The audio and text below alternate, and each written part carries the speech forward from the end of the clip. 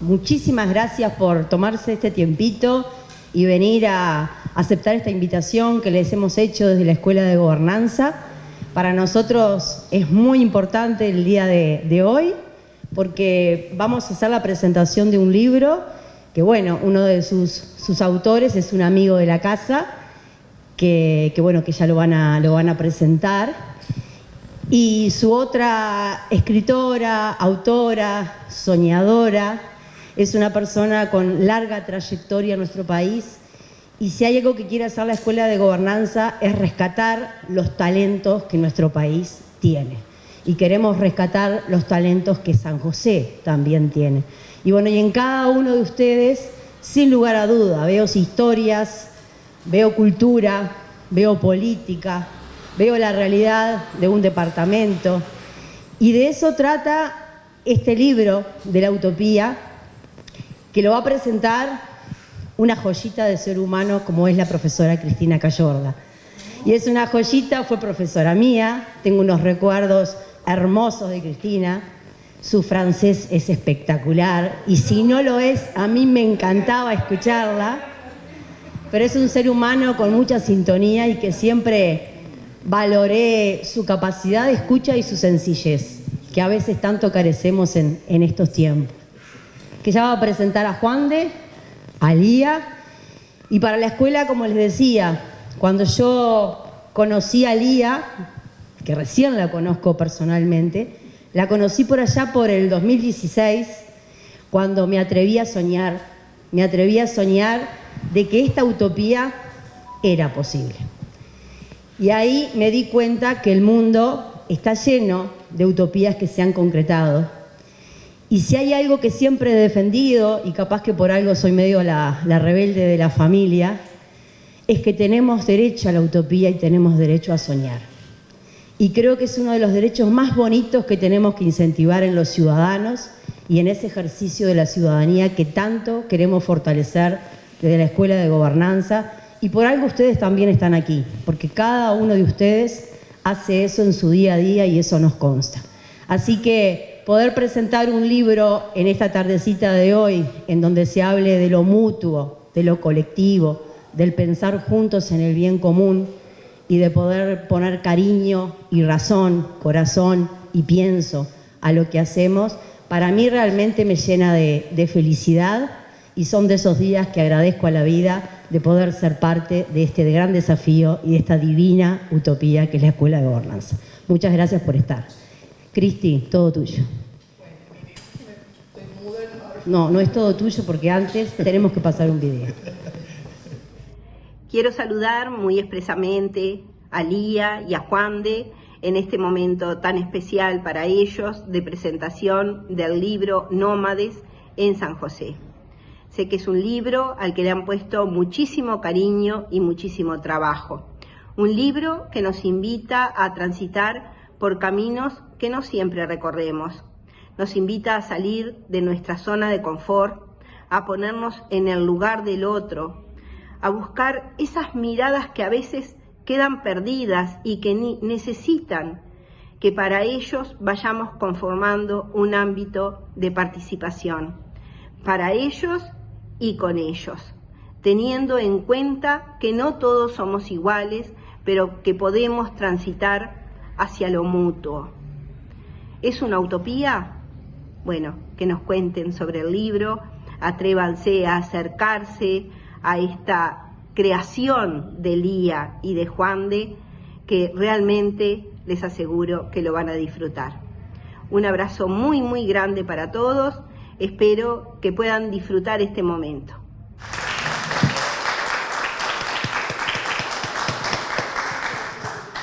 Ahora sí, Cristina. Sí. Bueno, buenas noches a todos. Sí, ya está con el vaso. Muchísimas gracias por la invitación. Yo miro muchas caras, o algunas caras, y digo, ¿por qué no estoy yo ahí y no están las personas que podrían estar acá donde estoy yo? Largas presentaciones de libro en mi vida. Ya soy la pachamama de las presentaciones. Pero con muchísimo gusto acepté, dije el sí esta vez El problema fue que, claro, leer un libro para presentarlo, creo que con una vez no alcanza. Es un libro que me gustó mucho, muy interesante. No es la temática, además, que yo suelo, de las cosas que suelo leer. Yo soy profesora de literatura, que le he dado muchos años, ya estoy jubilada, tengo talleres literarios, he sido profesora de gente grande ya, o sea, pero me gustó mucho y ahora algo voy a decir al respecto. Me gustó mucho la forma como presentaron este libro, cómo es la estructura del libro. El libro se llama Nómades hacia una utopía de lo mutuo. Ustedes habrán visto que tanto la intendenta como Rosana estuvieron hablando de lo mutuo. Y bueno, lo primero que uno hace al acercarse a un libro en una librería, lo primero que ves es la tapa y decís, bueno, nómades, bueno, acá hay toda gente que camina, Asia, gente que camina, utopía, gente que camina hacia algo, ¿no? Y mutuo encuentro, ¿verdad? Entonces yo dije, bueno, acá ya está la presentación del libro, son estas palabras, y me pareció interesantísimo. Pero antes les voy a decir con quién estoy. Lía Schenk es uruguaya, docente, psicóloga social y escritora. Sus espacios profesionales y su obra literaria dan cuenta de su vasto compromiso con la educación y con los temas de género. Ha publicado en Argentina, Uruguay y España. En Uruguay ha recibido importantes premios por su obra en literatura infantil juvenil, otorgados por el MEC, Ministerio de Educación y Cultura, y Cámara Uruguaya del Libro.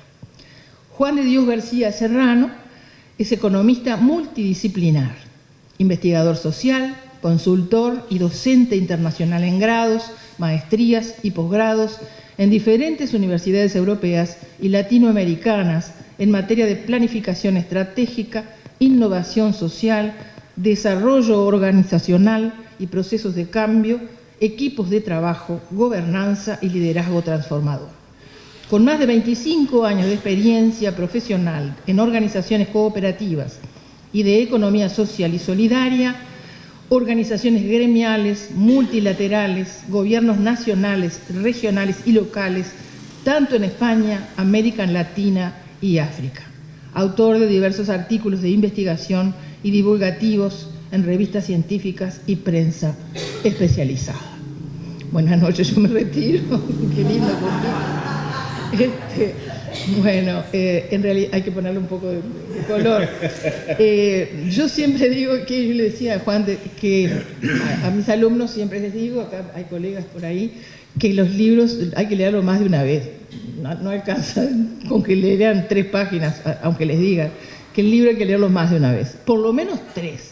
En aquella época yo le decía esto a mis alumnos, me miraban como diciendo que sí, pero no creo que alguno lo haya leído 3 veces.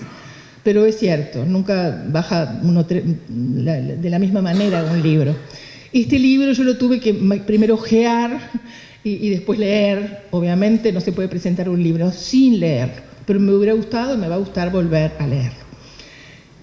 Lo que plantea, sobre todo, yo les decía que me gustaba mucho la estructura como lo hacían. En cada capítulo, ustedes lo hicieron entre los dos, pero cuando termina uno de los capítulos, alguna de las presentaciones, hay un diálogo que está inventado.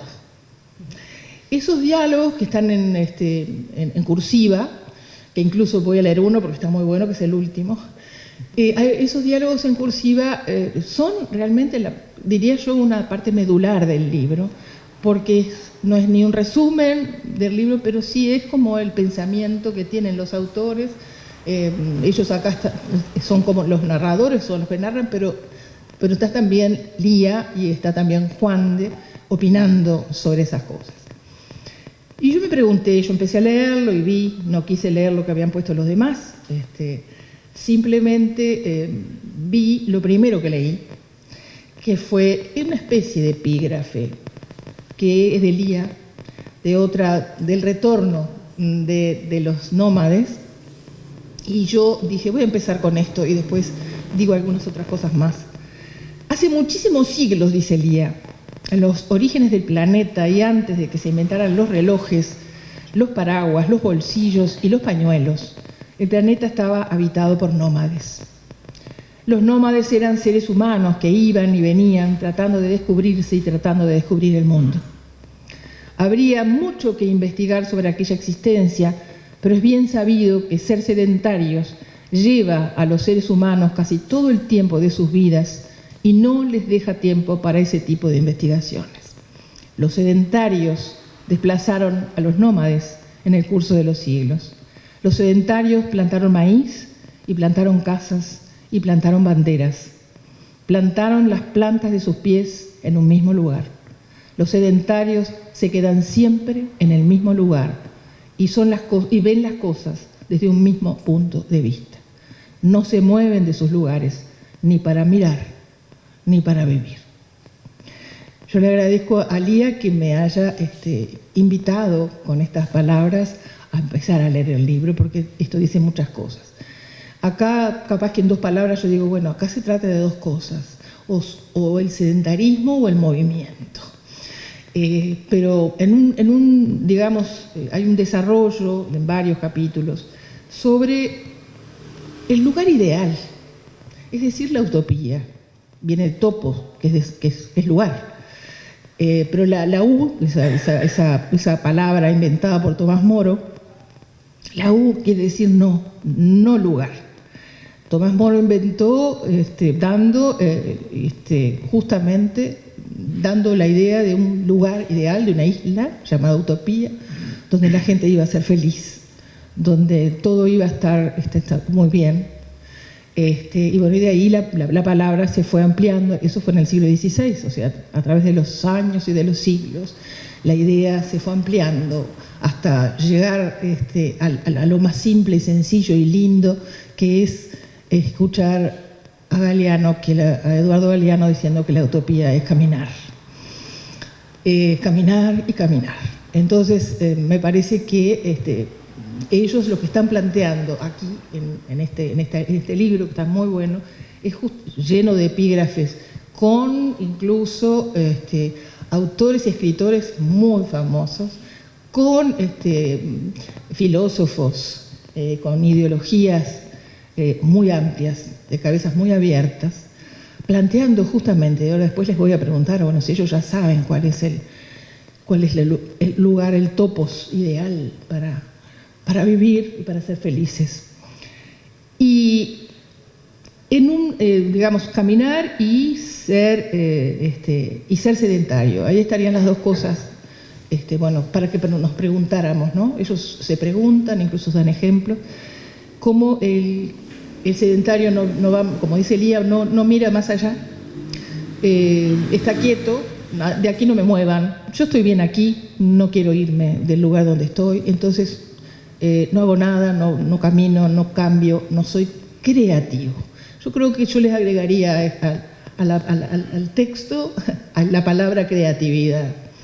Creo que todos tenemos que ser, de alguna manera, pensar en ser creativos, en ir hacia el cambio, porque mutuo, aunque les parezca mentira, la palabra mutuo viene, Corominas, el diccionario etimológico Corominas dice que mutuo viene de cambio. Mutuo quiere decir cambiar.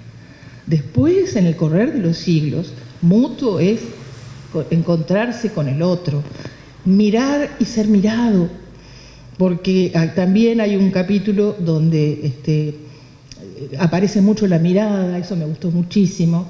Soy profesora de literatura, no tengo más remedio que citar algo de eso, pero me acordé mucho del proverbio de Machado, ¿no? El ojo que ves no es ojo porque lo veas, es ojo porque te ve. El ojo que ves no es ojo porque te vea, sino porque lo veas, perdón, sino porque te ve. Entonces el tema de la mirada tiene mucho que ver con ese encuentro, con eso de ser las cosas en forma mutua, hacer mutuamente.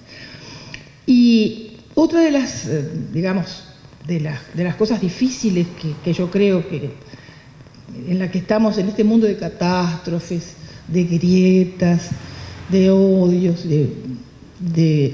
digamos, de un mundo que creo que está algo enfermo, no sé si ustedes opinan lo mismo. Este libro, después les quería preguntar si es para ustedes un lugar de esperanza, si es un topo de esperanza, si lo pensaron creyendo que es realmente una utopía, si podremos en algún momento, llegar digamos, al punto de que todos abramos nuestras cabezas, demos nuestros puntos de vista sin que el otro se enoje y que respete lo que uno piensa frente a otro que piensa distinto. Yo no les voy a decir mucho más del libro, porque el libro obviamente yo lo presento, pero el libro hay que leerlo. La presenté 3 veces o 4, por lo menos. Y yo elegí, en uno de los capítulos, elegí, bueno, a un poeta que me gusta mucho, y aquí también lo dice lo de lo mutuo, ¿no? Hacia lo mutuo, cosas de uno. Yo digo, ¿no? Esta mano que escribe 1200 y transporte y enero y saldo en caja, que balancea el secante y da vuelta la hoja, esta mano crispada en el apuro porque se viene el plazo y no hay tutía, que suma cifras de otros, cheques de otros, que verdaderamente pertenece a otros. Yo digo, ¿no? Esta mano, ¿qué carajo tiene que ver conmigo? Mario Benedetti. No era para menos, ¿no?, que lo dijera de esa manera. Bueno, ahí en ese poema de Mario Benedetti, justamente, se tiende, creo yo, y ahora bien querría preguntarles a ellos, se tiende a pensar bueno, ¿en qué puedo estar haciendo yo para que sea mutuo? Si están ustedes acá, si están ustedes ahí, que podamos hacer mutuamente o pensar mutuamente cosas. Yo creo que hacen falta, y creo que el libro sí lo plantea, más encuentros, más debates de gente diferente, distinta, que piense distinto, y ubicarnos en un lugar, en una utopía, ¿sí? Ese AU que quiere decir no lugar, lo podríamos lograr caminando hacia eso. Y yo creo que el libro tiende, gente, no voy a decir mucho más nada, tiende hacia ese ideal. Entonces yo les pregunto, antes de eso yo les decía que la estructura del libro era fantástica porque tiene al final de cada, el diálogo voy a leer. Al final de cada capítulo hay un diálogo de los que están dentro de los escritores. Y dice el diálogo, Juan de, es este que tengo al lado, me imagino. Juan de, ahora sí, este es el último diálogo del libro. Lía dice, ¿cuál libro? ¿El hablado? ¿El que todavía no tiene título? ¿El formateado? ¿El soñado? Y dice Juan de, el real. Lía, ¿cuál es el real? Y dice Juan de, el que sigue estando en tránsito. Este diálogo es fantástico, porque seguramente este libro fue muy pensado y la duda era, bueno, lo hacemos, salió y aquí está. Yo les agradezco mucho que me hayan invitado a estar con ustedes y les voy a preguntar lo siguiente. ¿En qué estaban ustedes pensando? Porque supongo que estarían pensando en distintos lugares, en distintos momentos. ¿En qué estaban pensando cuando se les ocurrió hablar de una utopía, de un mundo ideal? Yo pregunto, yo estoy en una mesa de examen. No. La pregunta es justamente porque el libro lo escribieron ustedes. Ustedes son quienes creo que tienen la palabra mejor que nadie. Y la pregunta primera es esa. ¿Cuál era el objetivo? ¿Va a existir un mundo, vamos a encontrar un mundo ideal? Organizaciones donde la gente no se tenga celos entre sí, donde no haya egos, donde la gente se mire. Pregunta de examen. primero es que me encanta con qué interés, con qué pasión, con qué cariño has tomado esta responsabilidad que seguramente te llovió así. Sí,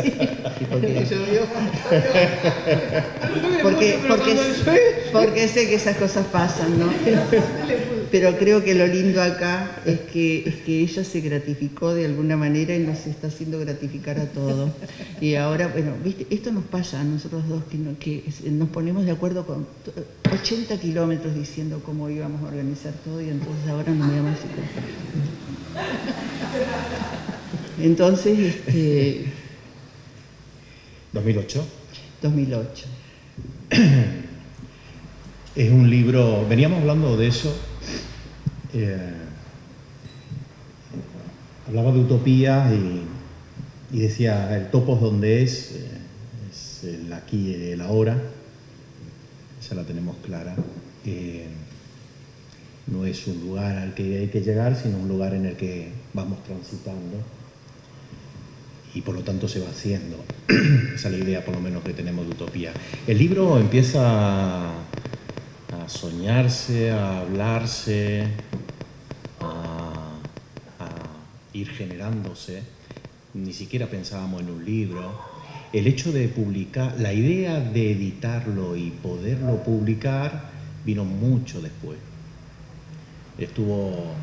El libro transitó por momentos como la vida, de creación, de entusiasmo, de magia, de silencio, de tiempos de mucho silencio, de bronca, de tiempos de bronca, de tenerlo parado en un cajón y volverlo a sacar y volverlo a guardar. Pero arranca en el 2008 cuando empezamos a conversar.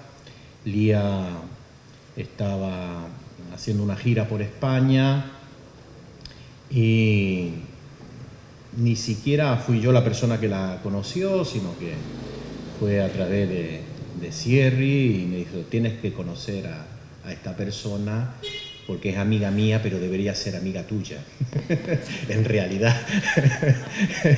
Lo cual habla de una persona te conoce mucho y te quiere mucho, ¿no? En ese sentido. Y a partir de ahí, efectivamente, nos conocimos. 2008 ha pasado mucho tiempo. Creo que el libro también habla de una condición genuinamente nómade, que es la paciencia, o el manejar la inmediatez desde otro lugar. Cuando uno viene en la ruta, uno se da cuenta que hay gente con mucha necesidad de inmediatez y de prisa en ese sentido, y que el concepto de paciencia no lo tiene. Y yo creo que este libro fue elaborado con mucho cariño, con mucho amor, con mucho coraje también, pero con mucha paciencia en ese sentido. Y ahí fuimos, yo creo que lo primero que construimos, porque no teníamos claro en ese momento ni muchísimo menos que iba a ser un libro, fuimos construyendo una mirada. Fuimos leyendo juntos cómo se construyen las miradas, lecturas compartidas, en aquel momento libros como el de Morén y tantos otros, y además se empieza a generar ese espacio de lo mutuo, que no es un espacio dado, ni siquiera es un espacio pensado, es un espacio vivido, que tiene una condición que cuando se empieza a generar es algo nuevo, es algo que no puedes prever que se vaya a ocurrir, pero que es un territorio que se va construyendo.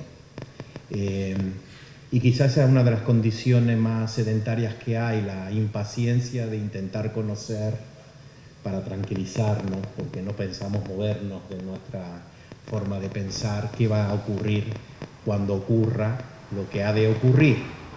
Y nosotros creo que esa impaciencia o inmediatez nunca la tuvimos lecturas conjuntas.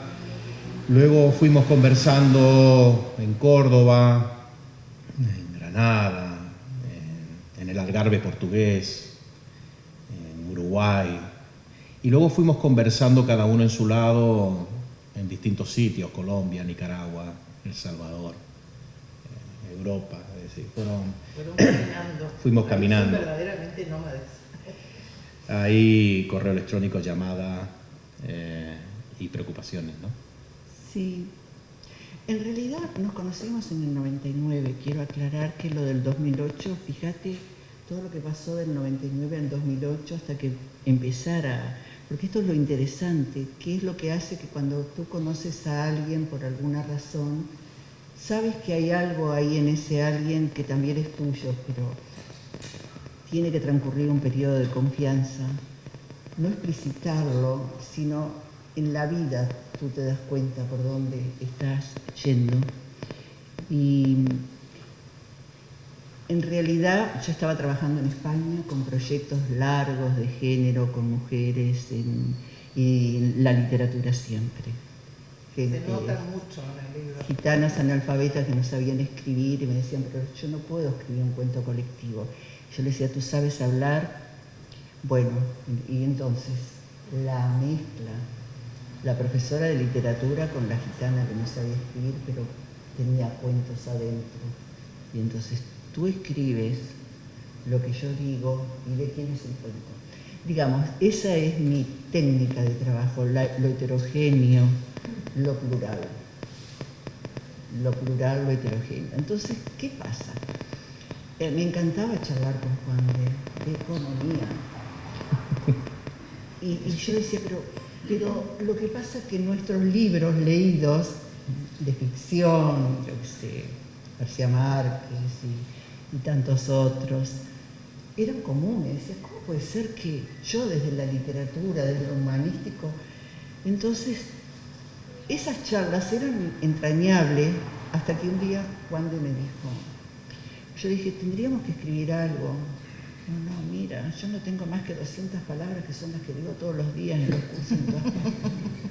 200 palabras. Y entonces me empezó a decir cuáles eran. Comercio, jefes, gente. Nada que ver con la literatura. Sí, yo pensé lo mismo cuando vi. Y yo dije, qué genial que tú puedas descubrir que tenés muchas otras que no las has dicho. Y qué genial que yo pueda entrar en ese mundo que tan poco conozco. Pero ¿qué pasa? No conocíamos esos muchos mundos tal vez, pero los seres humanos somos los mismos. Estamos aquí, allí, acá, vendemos en la feria o tenemos una no sé qué, somos seres humanos. Entonces, ¿cómo no me va a interesar el mundo en que tú estás? Y ahí es donde empezó Morin, el filósofo francés, que yo creo que tiene 101 años. 101, sí. Y todavía anda en moto, se viste como un rockero, con camperas y pantalones negros de cuero. Entonces, acá hay algo. Entonces ahí empezamos a escribir el libro, que fue itinerante, que fue... El libro es una utopía, porque cualquiera diría, no se va a poder. No se va a poder. Ahora es muy fácil entender que se pudo poder. Parezco Doña Soledad. pero porque ahora tenés las videollamadas, no había. Entonces, hay que estar 12 años escribiendo un libro. 12 años. En el 8 ya estábamos diciendo que algo iba a pasar, ¿no? Precisamente. ¿Qué pasó? ¿Por qué es una utopía? Porque daba toda la pauta de que no se iba a poder hacer. Entonces ahí creo lo que dices tú y Rosana. Cuando hablaste de las utopías, ahí me vino María Zambrano, que es una filósofa española que amamos, que dice, muchas realidades del presente eran utopías en el pasado. Yo me instalo en esa frase para vivir. Y hay un riesgo, hay un desafío. Y bueno, ser nómade no quiere decir vivir siempre en San José. No quiere decir andar por el mundo. Quiere decir ver lo que no he visto hasta el momento. Ir mentalmente hacia otros lugares, hacia otros espacios. Ser convocado y autoconvocante y convocador. Es decir, ¿cómo es esto que yo no vi? Fíjense que si yo me quedara acá y siempre viera eso, yo no sé lo que hay a mi espalda, pero ustedes sí saben. Y entonces a veces para mí la sintomatología del sedentarismo mental es esto. Me quedo sin saber qué hay detrás de mí, me quedo sin saber qué hay acá. Entonces todos nos quedamos sin saber la parte que no vemos. Y las miradas es ayudarse a ver. Ayúdame a mirar. Es eso. Es simple. Nadie es genio, ¿eh? No. Si hay una cosa de lo cual nos podemos noblemente enorgullecer, es decir, que nos fuimos transcurriendo sin saber que iba a llegar al 2019, que lo íbamos a presentar en Montevideo y que tuvimos que esperar 3 años para presentarlo en San José. Pero fíjense que la Escuela de Gobernanza estaba en el diseño y hoy estamos acá. Esto es una utopía y no se hace porque haya una persona que lo diga. ¿Cómo se hace? Ustedes saben. Es lo mismo que hacer un libro. Se hace haciéndolo. Se hace haciendo. ¿Cómo aprende a caminar un bebé? Caminando.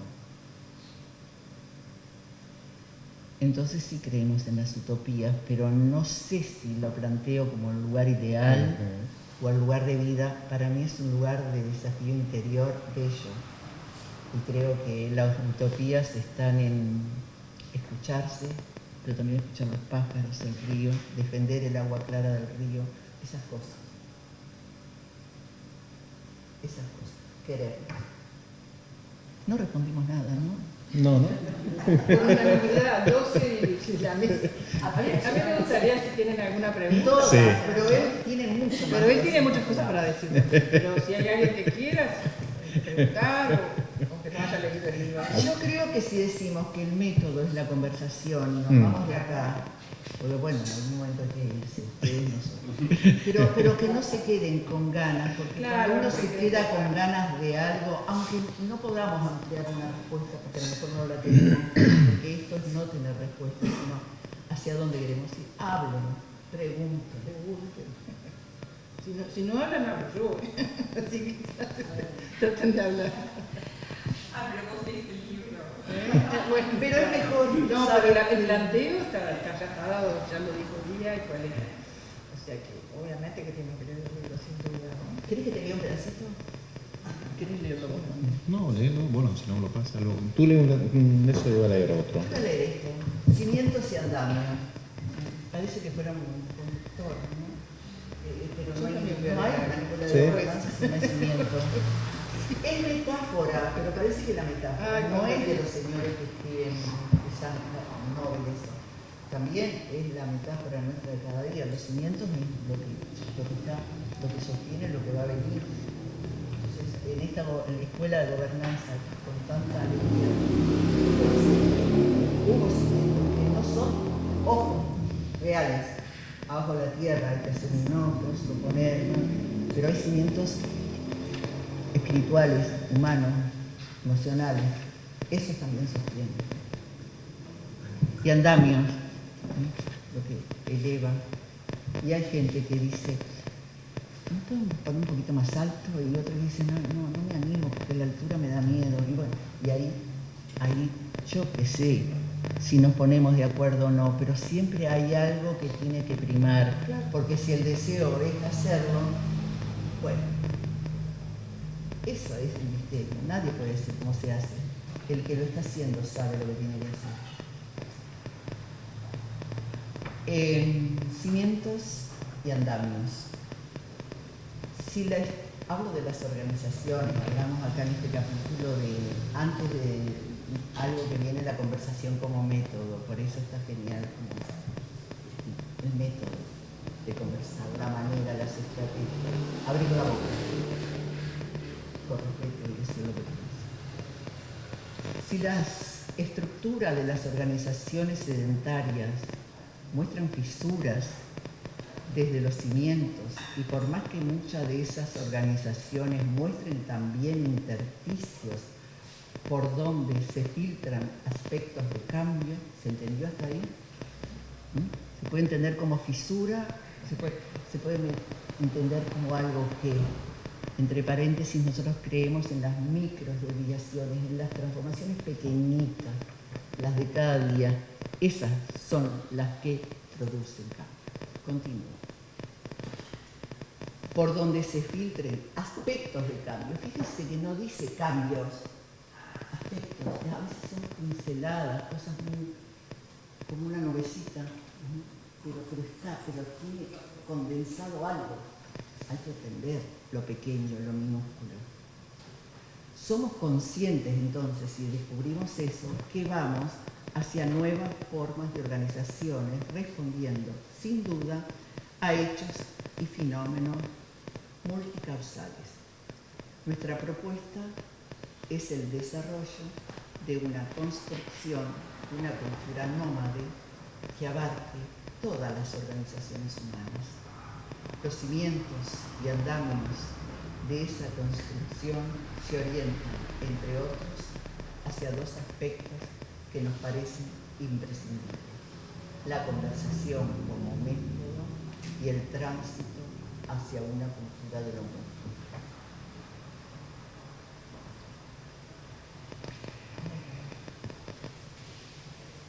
Para eso se necesita, y aparece en un capítulo, ceguera, llamamos cegueras sedentarias y miradas nómades, precisamente por seguir con ese...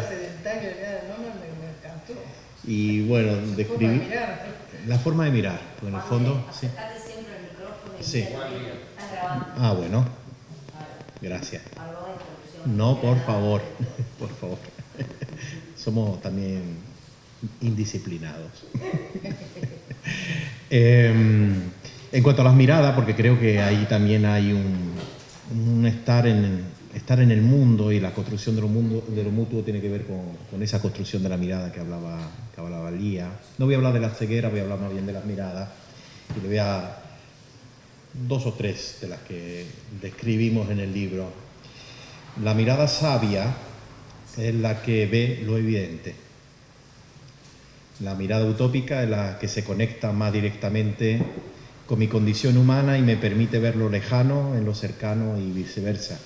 Es la primera mirada antes que adquiramos los astigmatismos y las miopías de los aprendizajes y de las socializaciones sedentarias. La mirada visionaria, la que nos hace ver lo que las racionalizaciones se empeñan en ocultarnos.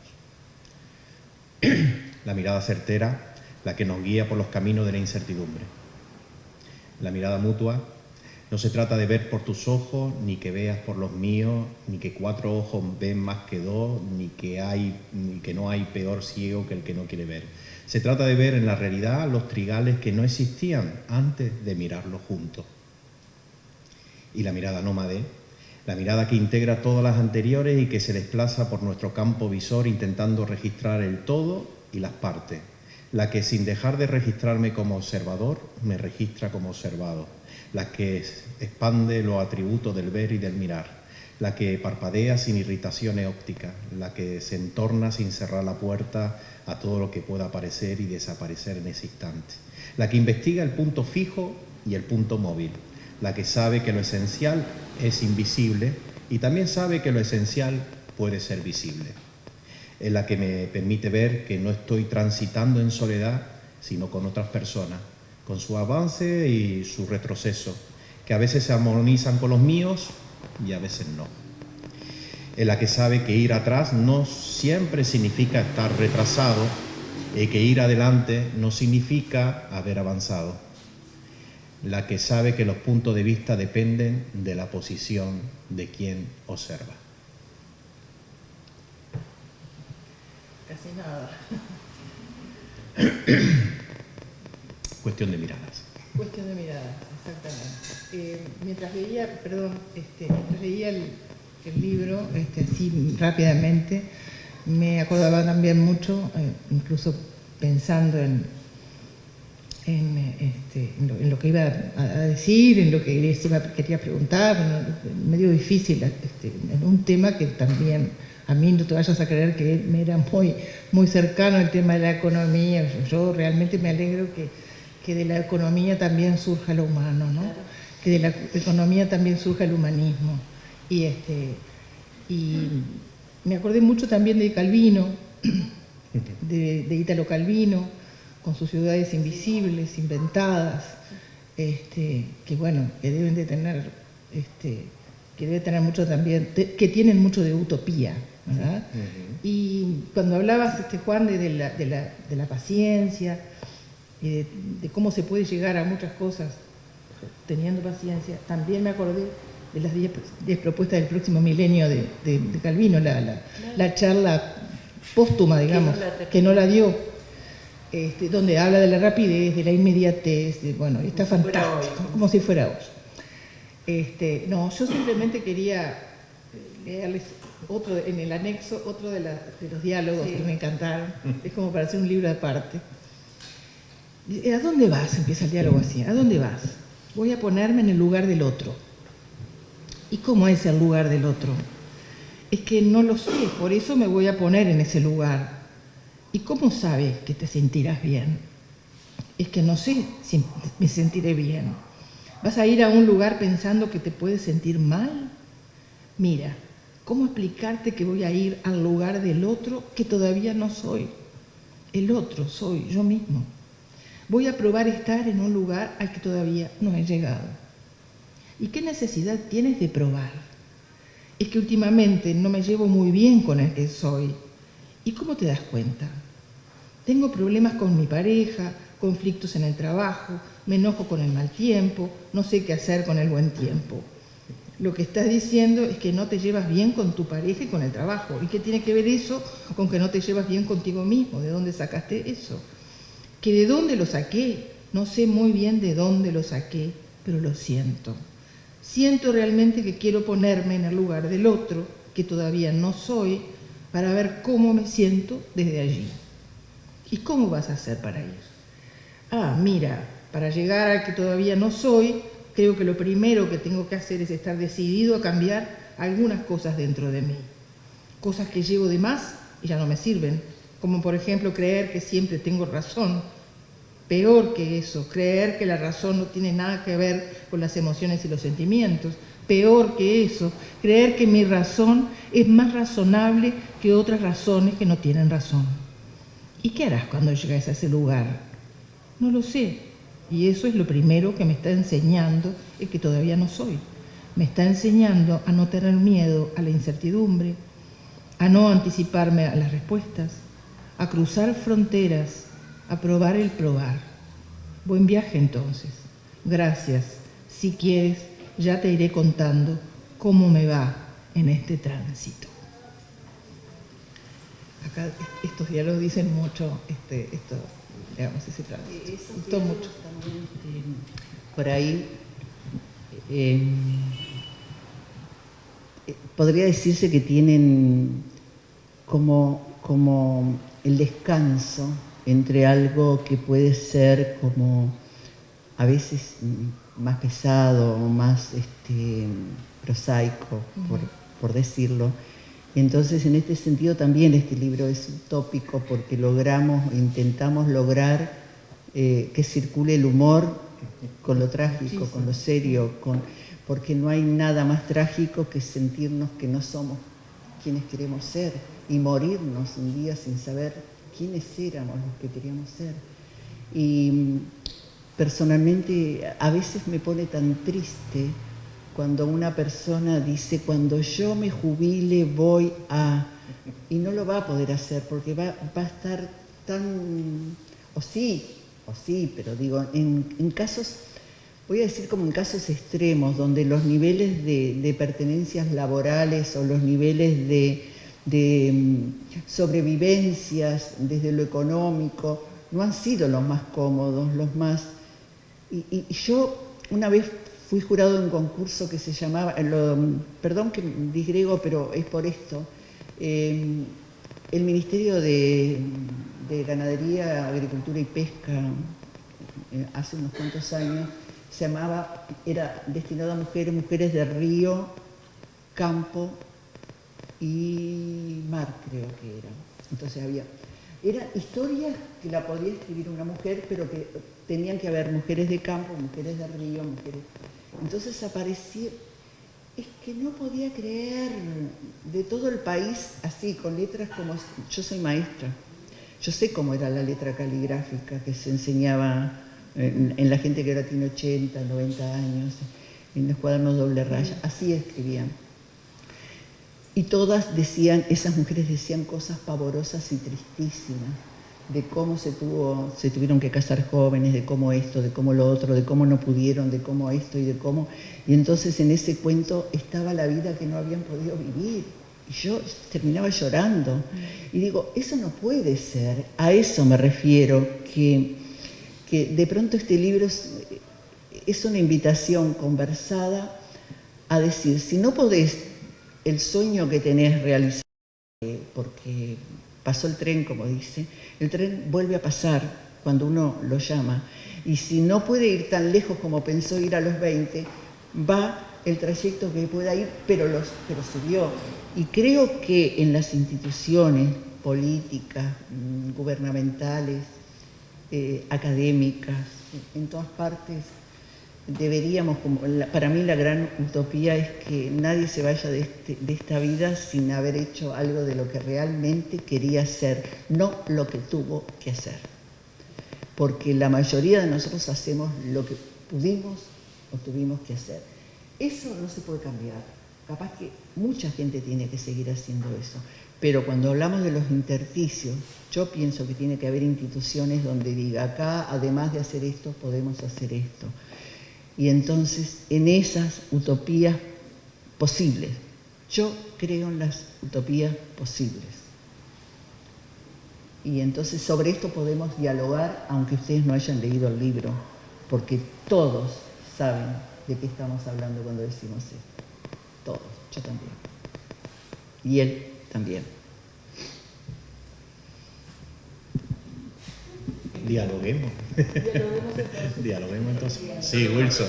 Algunos de nosotros que estamos acá estamos participando del diploma de desarrollo local, Sí. de desarrollo territorial. El espíritu del nómada aplica al territorio y al desarrollo local. Totalmente. Porque el nomadismo Es una construcción. Es una del corazón y de la mente. eso es lo que viene también, es una construcción del corazón y de la mente. Es decir, que el nomadismo no... Cuando hablamos de nomadismo y sedentarismo, en términos metafóricos, en la construcción cultural que queremos, que proponemos, que propone Lía en El Retorno y que nosotros en este libro lo asumimos como punto de salida y de llegada a la vez, y como algo que nos permite relacionar, ¿no?, ámbitos que en principio parecerían que no tienen diálogo, ¿no? Lo organizacional, la economía, la dirección, el liderazgo, con los ámbitos que tienen que ver con lo poético, más bien con lo metafórico, con la construcción de... hablamos de nomadismo no como un hecho de salirse o de viajar o de trasladarse. El nomadismo tiene que ver con esa posición de construcción de la mirada del territorio y la mirada de lo local. Si es con una mirada que implica la aceptación de que lo que ha de venir se ha de transitar y es posible, y hay que encontrar ese devenir y ese tránsito junto a otros y a otras, en ese sentido, que hay una oportunidad extraordinaria de construir nuevas miradas sobre tu propia realidad que te permita ver aquello que nunca viste, y que hasta que no empiezas a mirarlo con otro, ni siquiera esa realidad se hace visible y real, y que solo cuando empezamos a mirar esa realidad de forma conjunta y mutua, empezamos a descubrir, por decirlo en este caso, un San José que nunca había estado visible, narrado, visualizado. Y eso es lo que hace que surja la posibilidad y la potencia de un cambio transformador que a su vez no hace ser consciente de que efectivamente eso que llamábamos utopía en realidad era un camino que ya veníamos transitando y que se manifiesta esta escuela y tantas cosas en ese sentido. Y esto puede sonar, y ahí hago una reivindicación que no solo hacerla de mi condición de economista, porque yo sé que la economía tiene mala prensa en los que no son economistas, Pero la economía es una ciencia social que tenía un origen muy apegado a las cuestiones humanas. En el fondo es el cuidado de la casa, economos, ¿no? Del griego, el cuidado, la administración de la casa, y qué hay que hacer para cuidar esa casa, y esa casa, cómo se hace esa construcción de forma social, además. Lo que pasa es que, bueno, con el tiempo, y sobre todo a partir del siglo XIX y especialmente el siglo XX, nuestro músculo matemático nos dio la soberbia de entender que éramos diferentes al resto de nuestra casa común, que es una ciencia social, y así no va. Nuestra enorme incapacidad de pronosticar absolutamente nada, y hoy en día casi de explicar nada. Por eso me parece que también es una reivindicación, y creo que en este sentido cada día hay más gente que viene del ámbito de la economía, que entiende que para poder comprender lo humano de lo humano tiene que transitar, sin perder esa capacidad también, y sin perder esa mirada, transitar hacia otras miradas, ¿no? Y sobre todo romper fronteras y romper etiquetas de las que hablamos en el libro, ¿no? Hay que transitar esas fronteras, atreverse. El nomadismo tiene que ver más con ese atrevimiento a transitar algunas fronteras en el territorio que no están escritas, no están señalizadas, pero que todos asumimos, sea cual sea nuestro rol, ya sea desde el beneplácito de esa frontera y del gusto con esa frontera hasta con la bronca con esa frontera, pero aceptamos que ahí hay una frontera que no se sabe quién la puso, que no está señalada, pero que todos aceptamos que está ahí. Hasta que empezamos a mirarla ya nos damos cuenta de que no existe. Es como un poco el niño que se pregunta al rey desnudo, que el rey desnudo está desnudo. De Anderson, que también lo recogemos en el libro también. Un poco eso, cuando alguien con esa inocencia o con esa sabiduría y esa visión que tienen los niños, se pregunta que capaz que ahí no hay nada. Y nos enojamos porque hemos estado toda una vida aceptando que había un límite ahí, y alguien viene y te dice que no hay ningún límite. Es para enojarse. Y como dice Lía, y muchos se convencieron de que quizás cuando terminaran de hacer aquello que vienen haciendo o tienen que hacer, quizás en ese momento se darían la oportunidad de transitar esa frontera que nadie dijo que estaba.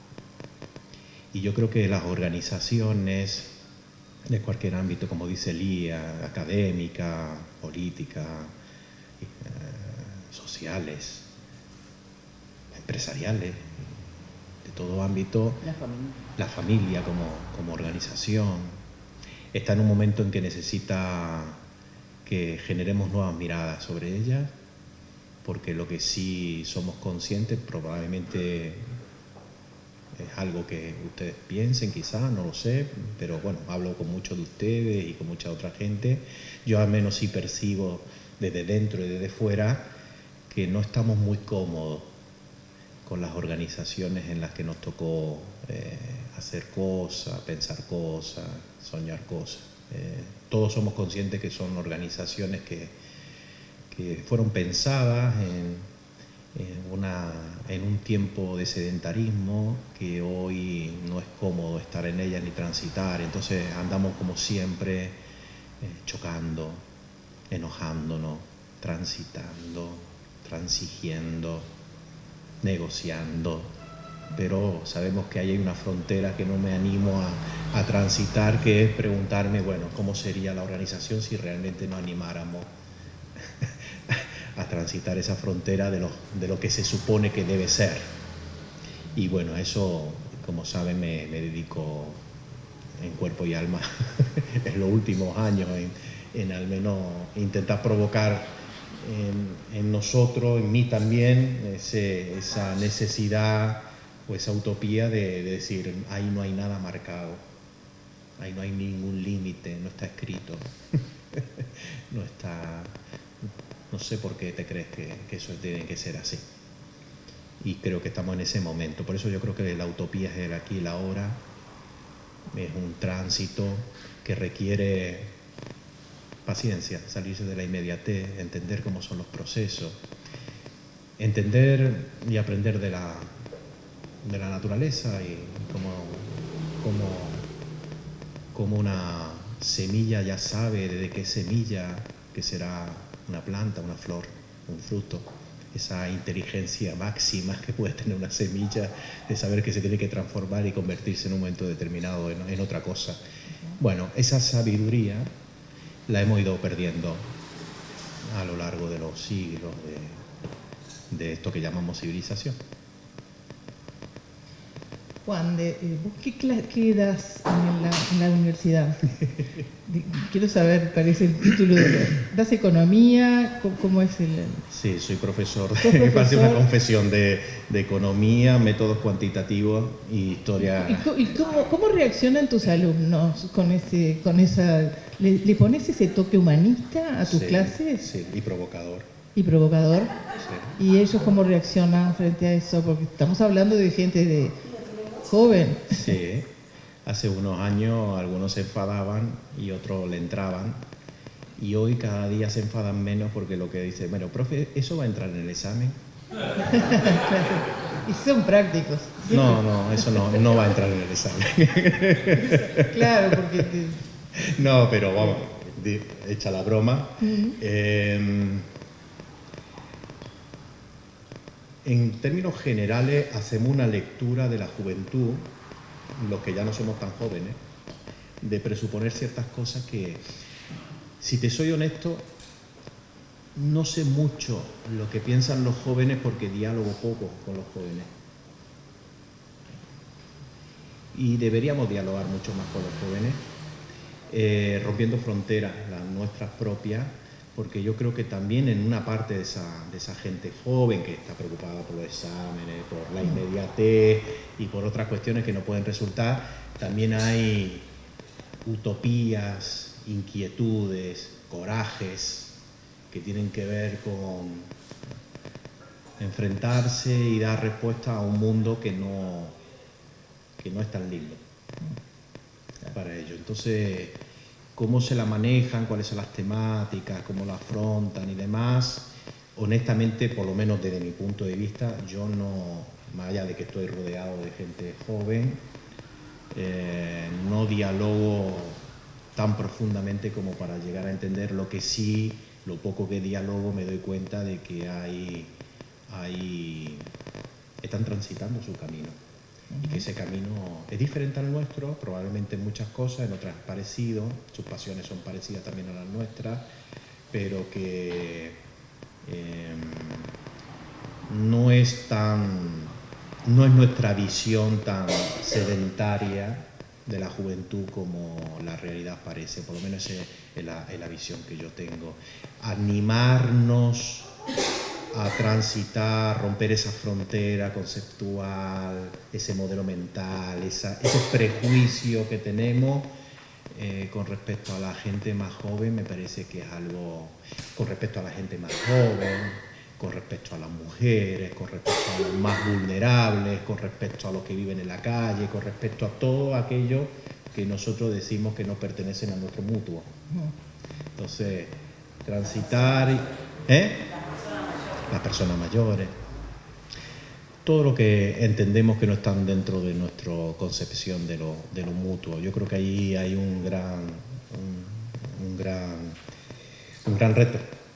Un gran reto por parte de todos y todas, quiero decir, no solo por parte de nosotros, probablemente también por parte de los jóvenes, por parte de las mujeres, por parte de los distintos colectivos que en un momento determinado pueden... Yo creo que un esfuerzo de encontrar el espacio ese de lo mutuo es un tema de transitar juntos y de atreverse. Pero tú planteabas el tema de la utopía y yo vivo esa utopía como algo tan presente, tan real, tan en construcción de lo que estoy haciendo, o al menos así lo creo, que no lo percibo, la utopía, como algo que ha de venir en el futuro y que quizá me sirva. No, es algo que intento hacer todos los días. Y bueno, Algunas veces ese camino es más o menos el que uno pensó y otras veces mucho mejor. Claro, y muchas veces te equivocas. Y sí, y te encontrás que es mucho mejor que ni siquiera lo que quizás habías proyectado en ese sentido. Es darse esa oportunidad a que exista realmente, y realmente dialogarnos desde... A veces nos asustamos, y yo lo noto ahora mucho en las organizaciones y en los grupos, ¿no? Cuando dicen, bueno, dialoguemos, ¿pero de qué? ¿Y cómo? ¿Y cuánto tiempo? ¿Y cuáles son las preguntas? Y eso no es dialogar, eso es una entrevista casi... Sí, están las redes en el medio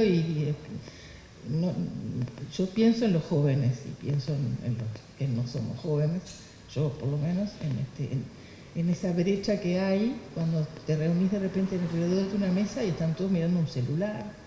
¿Y cómo vas a dialogar así, de esa manera? Por suerte no me ha pasado mucho, pero ha pasado, he visto, tengo esa imagen de ver mucha gente con los celulares permanentemente y no hablando con el otro. O sea que me importa más lo que estoy viendo en esa pantalla que las caras que tengo delante. Esto tiene que ver con lo mirar, también no sé, un poco me salió eso ahora por lo que estabas diciendo. Creo que la tecnología, si bien es muy buena con todo esto que estamos viendo acá, es bárbara, nos ha ayudado muchísimo, pero creo que es un abuso también, hay un abuso y una deshumanización, me parece, ¿no? Por eso creo que el libro puede llevar, este libro, estamos presentando este libro, o sea que este libro lo tienen que leer, entonces este libro puede ser una... Yo creo mucho más en lo que uno hace, no tanto en lo que uno ve que hacen los demás, porque ahí creo que perdemos un aspecto. Vivimos en una sociedad que marca todo el tiempo estamos marcando lo que, mirá esto, mirá lo otro, mirá lo que pasa, mirá, bueno, es un debate interminable por qué a los 14 años vos te enganchás con esto y no con lo que eso no se hizo solo, eso lo hicimos. Entonces también hacernos cargo de la parte que nos corresponde por haber hecho o por no haber hecho, no para flagelarnos, sino para decir, ¿cómo desbloqueo esto? Porque siempre está la oportunidad. Para mí los jóvenes son maravillosos. Sí, también opino lo mismo. Y me gusta que no me den bolilla, porque me están diciendo muchísimo ahí. Ahora, como uno tiene vida hecha, y cuando éramos rebeldes no teníamos un celular, pero teníamos otras maneras de mostrar, entonces no se le puede pedir diálogo al que no está entrenado en dialogar. Si no dialogaste a los 5 años, a los 6, a los 7, no pretendas que a los 12 te quiera escuchar. Es así. Ahora, ¿te vas a matar por eso? ¿Te parece que sos espantosa persona porque no te diste cuenta? Pero no es que los seres humanos podemos siempre volver un poquito para atrás y decir, vamos a mejorar esto. Y ahí creo que la energía hay que ponerla en... Si hay un ser de mi familia o... Vamos a pensar en la familia, ¿qué es lo que tenemos más cercano? ¿Sí? ¿Qué puedo hacer? ¿Qué estrategias? Y las pruebo. Ahora sí, da miedo probar porque crees que... Y bueno, y ahí ya nos estamos... Esas también son no ejercer la posibilidad del poderío que te da en lo pequeñito. Bueno, mira, hoy no, pero vamos y a ver qué pasa. Y si no lo probamos, no sabemos qué pasa y seguimos diciendo que hacen lo que hacen.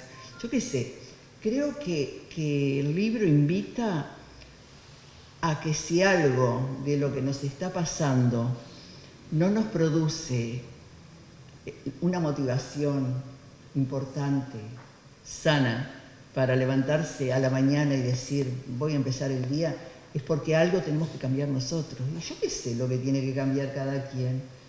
Y bueno, yo tengo 4 nietos, con algunos se logra esto, con otros. Yo quiero que este sea tan lector como este y no, porque este no quiere ser lector. Entonces yo no voy a dialogar porque yo lo que me encantaría que fuera lector.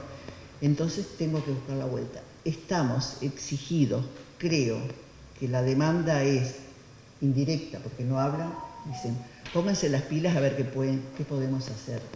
Necesito que me lo digan, porque sí lo necesitan. Puedo poner ejemplos cotidianos. ¿Cómo me va a gustar a mí que que un nene me diga, no, yo no leo libros, leo Condorito. Y vamos a comprar Condoritos, y voy y compro Condoritos.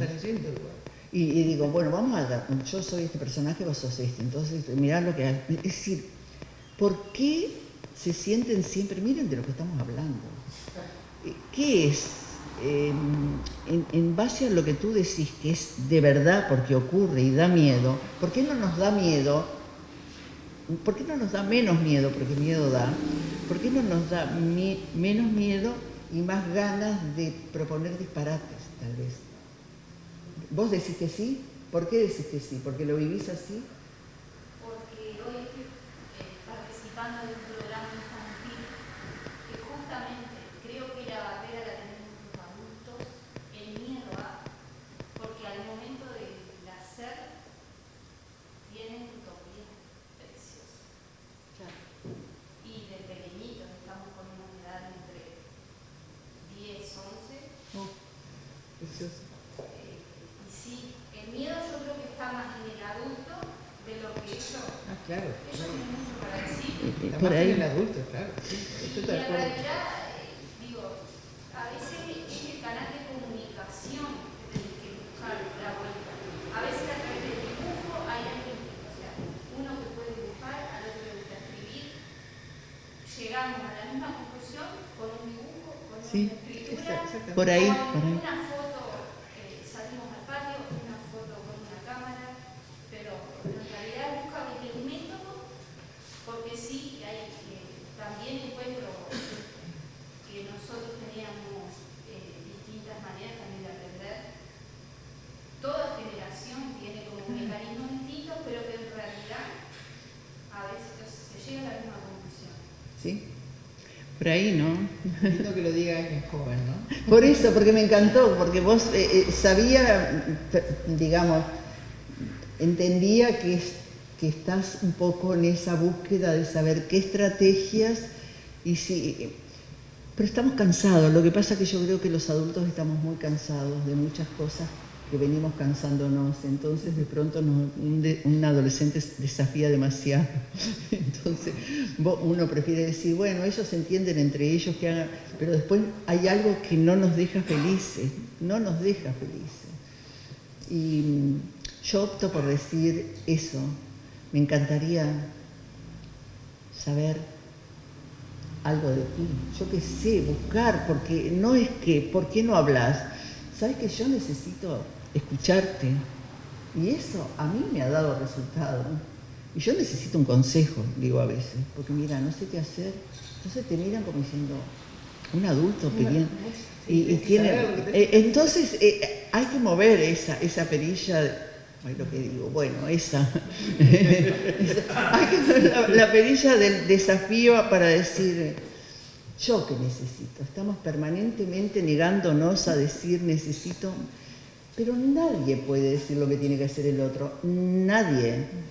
Uno tiene que saber si se puede mover, otra vez lo mismo, es lo pequeñito. Yo creo que en la gobernanza cabría la posibilidad de hablar cuáles son los estereotipos de mirada que tenemos los adultos sobre los jóvenes y poder cambiarlo, porque los adultos somos generosos porque sabemos que ya hicimos mucho del trayecto de la vida y entonces lo que más queremos es vivir el trayecto que nos queda de la mejor manera y la mejor manera es estar haciendo algo que nos gratifique a través de gratificar a otros también. Entonces creo que también es un tema de conversación. Sí. Y que los adultos conversen más también con los adolescentes, no sentarlos a la mesa y decirle, bueno, vení que voy a hablar contigo. No, No, que surja en forma... Yo cuando hablo con alguna de mis nietas, sobre todo con una de ellas, tengo unas conversaciones preciosas y hay una separación etaria enorme. Tiene 14 años, no es muy lectora, pero ella me cuenta cosas y me hace historias de su vida, de sus momentos. Nos vemos poco, pero cuando me cuenta cosas, yo me siento tan gratificada. Claro. Y cuando yo le quiero decir cosas de cuando yo tenía 14 años, me mira como diciendo, vos ¿no te aburría? Horrible, qué aburrido. Yo no tenía televisión, yo no tenía radio, esto no era, escuchaba radio. Qué espantoso, qué aburrido. Y bueno, que yo también leía cuentos y bueno, hago esta pequeña anécdota que siempre la hago. Que yo dije, yo cuando tenía tu edad, me acuerdo que tenía cantidad de libros de Corín Tellado. Los libros de Corín Tellado, que algunos papás que era toda una serie de Corín Tellado, eran todos de parejas, de novios. ¿Y tenían sexo? Me pregunto. ¡Fua! ¿Y ahora qué hago? No, se besaban en la última página. Yo le dije, siempre terminaban bien. El último era el beso. Era redondito. Ahí no había. Y dije, no, yo sabía lo que me estaba preguntando. Socorro, dije yo, ¿qué hago? Pero esa anécdota estaba porque son divinos los adolescentes, los jóvenes en general. No sé mira por dónde. Sí, mira por dónde terminamos. No, de pronto hay alguien que lo lindo sería que sigan preguntándose, sigan hablando entre ustedes. Una cosita. Sí. Dos otras cositas muy cortitas. Una, en realidad, agradecerles, felicitarlos por la concreción de ese sueño que tuvieron y se ve materializado en el libro. En segundo lugar, agradecer a la mesa, porque en realidad es un placer escucharlo a ustedes. La forma como han presentado, el encargado de la presentación, realmente me siento como podría escucharlo horas, realmente. Y me parece que eso es lindo que se lo digan, porque realmente han logrado que nosotros captemos la esencia del libro. Y yo creo que la esencia del libro, que ahora sí lo bastante bien, es que nosotros nos vamos a nuestra cultura mental. Y ser nómada no es una cuestión de cuántas millas tengo en un avión, sino cómo miro el mundo, cómo acepto al otro, cómo veo la otra edad, cómo yo convivo en una comunidad pequeña aceptando el otro, y que tiene mucho que ver con la visión del desarrollo local. El desarrollo local es diario, cultura, aceptar la interdisciplinariedad, aceptarnos y el conflicto. Eso significa conflicto.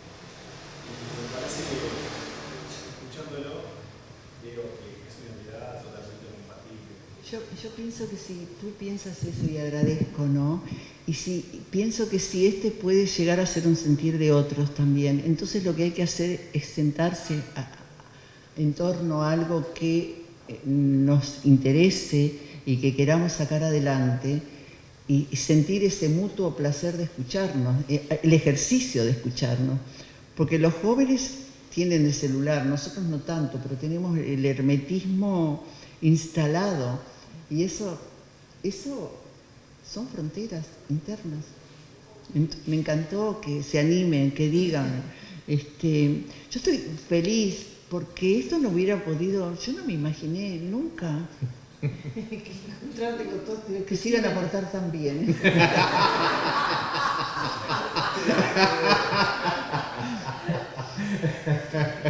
Y me encantan las miradas de ustedes, no las voces porque no hemos escuchado muchas, pero me encanta verles las caras y las sonrisas.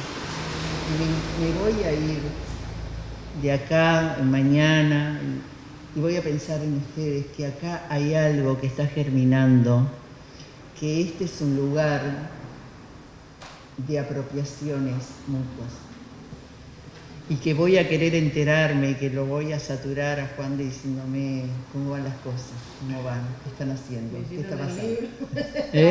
¿Leyeron el libro? Bueno. Y lo lindo del día es también el atreverse a alzar las propias resistencias, ¿no? Yo creo que el libro es una invitación a esa frontera, ¿no? Por ahí nombran a Antonio Machado, y con un equipaje genial. Escucha que si llevamos mochilas cada uno de nuestros días, ¿no? Fundamentalmente porque a veces pensamos que mirando a los otros estamos haciendo el nos hemos olvidado de mirarnos a nosotros mismos, como dice la Biblia, ¿no? De amar al prójimo, pero nos olvidamos de amarnos a nosotros mismos porque era pecar de ego, era pecar de egoísmo. Y creo que el libro invita a ese gran desafío, a ver los propios prejuicios, a ver lo que el otro te puede enriquecer, pero que tenés una riqueza muy interesante en ti mismo y que capaz que nunca la pusiste ese valor como una joya y como un tesoro. Hay que darla. Tenemos ese miedo, y creo que está ese miedo también al encuentro entre los adultos. Yo no solamente lo veo entre los adultos y los jóvenes, yo en el hoy me noto entre los adultos mismos. Si no sos de mi línea, si no pensás como yo pienso, en lo religioso, en lo político, hasta en lo deportivo, hoy se nota como esa cosa de que siempre somos rivales y no la competencia sana. Creo que el libro viene por ahí, la invitación a ser nómades creo que es preciosa, a cualquier edad, atreverse a mí, que soy sincera, cuando Juan en el 2016 dijo la palabra nómades, pensé en el trayecto que hacía desde mi casa a la Intendencia y caminaba siempre por el mismo lugar. ¡Qué bestia! Y una vez, una prima que vive en Australia la llevó a Ciudad Vieja, íbamos caminando y ella, muy curiosa, era una adolescente, me dice: prima, mirá allá arriba. Yo lo que menos hacía era elevar mi mirada. Entonces relaciono mucho eso del nómade, cómo nos acostumbramos siempre a ir por los mismos lugares, eso que nos da supuestamente más seguridad, y sin embargo hay otras cosas preciosas que nos nutren, que nos hacen crecer, que también son de la cotidianeidad. Pero mirar a nuestra vieja, a nuestro viejo, a quien tengamos, desde otros lugares también es un desafío enorme. Así que gracias, Miguel Pande, por este libro. Creo que no le erramos, Juan, cuando dijimos ahora hay que presentarlo, porque cada uno de los ciudadanos que está sentado acá está en ese proceso y bueno, muchos están involucrados, todos, de una u otra forma. Me consta que están involucrados en esto que queremos y anhelamos tanto, que es el bien común. Acá hay gente, hay profesores, profesoras, el padre de Nelson que está por allá, que también siempre ha hecho un trabajo precioso, cada uno desde su lugar. Hay una apuesta, hay gente desde el mundo de lo empresarial, del agro, de lo rural, de lo político, que no es poca cosa, que se animen, que sean parte en un mundo tan encendido. Así que mil gracias a los tres, Cristian, aunque no te guste que te... Gracias. Gracias a ti y un lujo.